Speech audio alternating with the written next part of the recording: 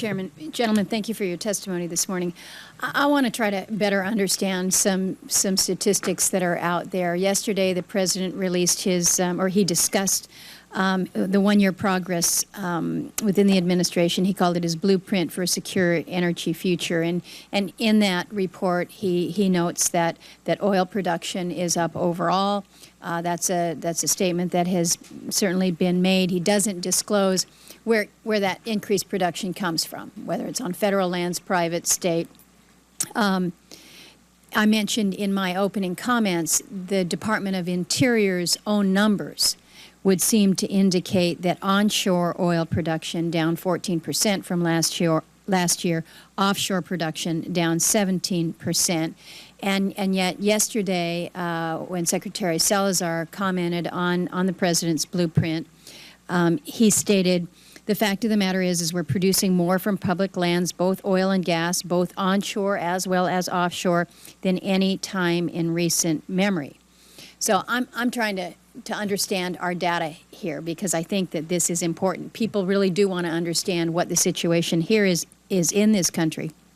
So I guess we've got a situation where either the data from Department of Interior is wrong, or it has not been communicated adequately or appropriately to the Secretary. So the question that I have is, who's right here?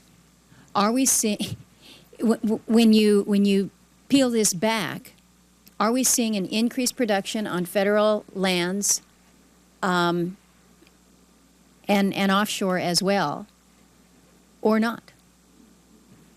Well, let me take a stab at this, Senator Murkowski, and then others may contribute. But no doubt, the statistics would show that the U.S. oil and gas production is up.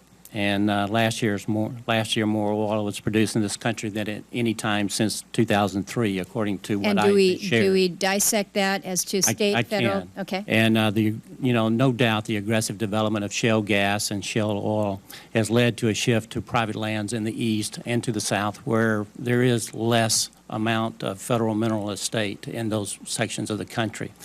As far as natural gas, last year there was more natural gas produced from BLM-managed mineral estate than in decades.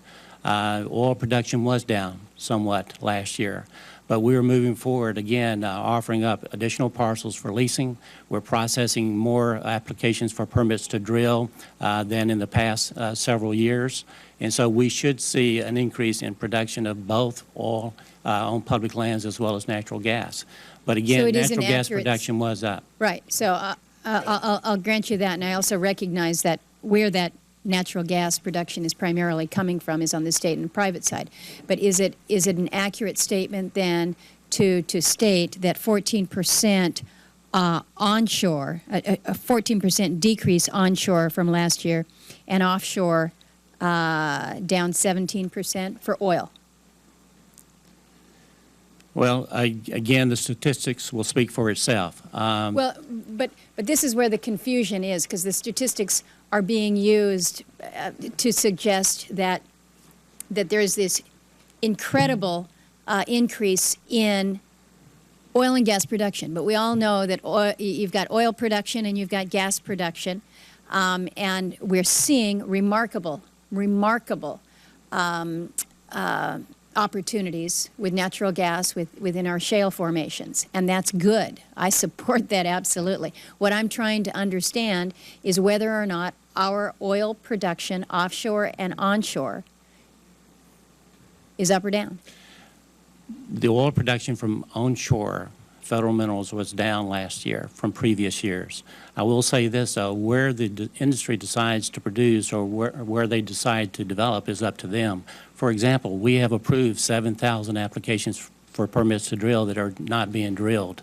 We have over 25 million acres of lands that we've leased that are not being developed. So it's a decision that's being based and driven by the market.